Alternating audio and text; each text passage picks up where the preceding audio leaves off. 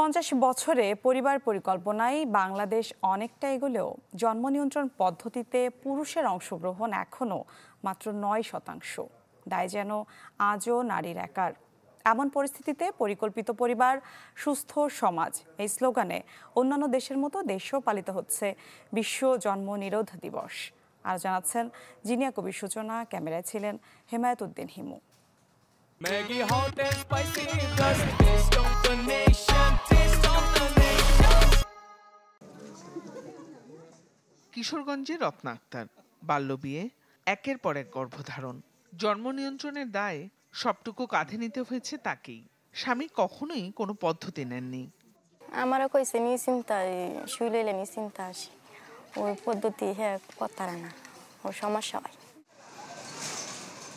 শুধু রত্না নন, হাওড়ের প্রত্যন্ত গ্রামগুলোতে একই চিত্র। নারীরা একাই নিচ্ছেন সব ঝুঁকি। 3টা বাচ্চা আমার চাওয়া ছিল না। আমার স্বামী মনে অত কিছু পদ্ধতি বিষয়ে কিছু বুঝে না। এরকম ফিল মানে খাইলে আর কি নাকি বিভিন্ন সমস্যা দেখা দেয়। আমি সুখী বলি খেতাম, সুখীটাই ভালো লাগতো আমার আর কি। বিডিএইচএস এর সর্বশেষ জরিপ 2022-23-এর তথ্য বলছে সবচেয়ে বেশি ব্যবহৃত পদ্ধতি বড়ি, এরপর ইনজেকশন।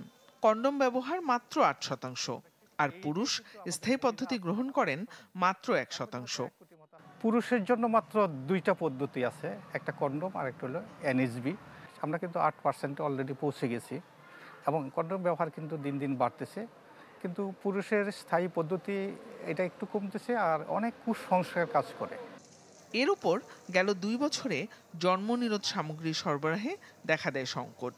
সবচেয়ে বেশি ভোগান্তিতে পড়েন প্রান্তিক এলাকার নারীরা। পাশের বাড়ি কেউ যদি ফিল খাইতে হারা যদি আনতো ওদের কাছ থেকে সংগ্রহ করতাম। আমাদের অনেক জায়গায় মাঠকর্মী শর্ট, যেখানে ওরা পাচ্ছে না বলছে কিনে খাচ্ছে, সেখানে আমাদের অনেক স্টাফ যেমন রিটায়ারমেন্টে চলে গেছে। বিশেষজ্ঞরা বলছেন জন্ম নিয়ন্ত্রণ কেবল স্বাস্থ্য নয়, এটি নারীর অধিকার ও ভবিষ্যতের সঙ্গে যুক্ত। যৌথ দায়িত্ব ছাড়া টেকসই সমাধান সম্ভব নয়। আমরা বলি যে children by choice not chance. তার মানে কি যে একটা নারী তার নিজের পছন্দ মতো সময়ে সে তার সন্তান ধারণ করবে। সরকার, বেসরকারি সংস্থা এবং আমরা সবাই মিলে সচেতনতার কাজ করব। আমরা সাপ্লাই সাইডটা অ্যাভেলেবল রাখব। জন্ম নিয়ন্ত্রণের দায় আজও যেন নারীর একার, যার শারীরিক, মানসিক এবং সামাজিক খেসারত দিতে হয় তাদেরই। নানা পদক্ষেপের পরেও গেল 1 দশকে জন্ম নিয়ন্ত্রণে পুরুষের অংশগ্রহণের হার বাড়েনি। বিশেষজ্ঞরা বলছেন দৃষ্টিভঙ্গির পরিবর্তন, সিদ্ধান্ত গ্রহণে নারীর স্বাধীনতা এবং সচেতনতাই পারবে এই হার বাড়াতে এবং নারীর ভোগান্তি কমাতে। জিনিয়া কবির সূচনা, চ্যানেল 24, কিশোরগঞ্জ।